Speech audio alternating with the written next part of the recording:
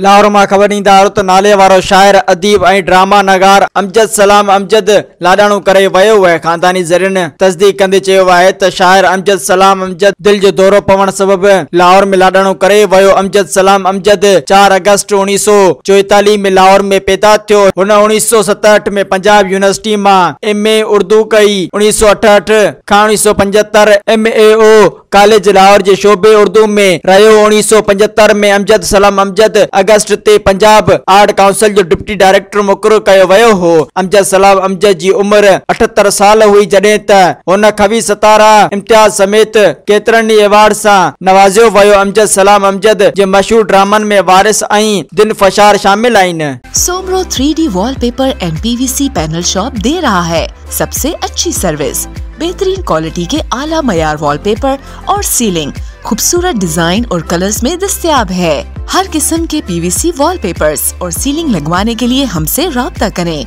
हैदराबाद, कासिमाबाद, लतीफाबाद, जामशोरो, मीरपुर खास और सिंध के मुख्तलिफ शहरों में सर्विस मौजूद है। Soomro 3D wallpaper and PVC panel. राब्ता नंबर रंजन अली सोमरो 0333 370 2516।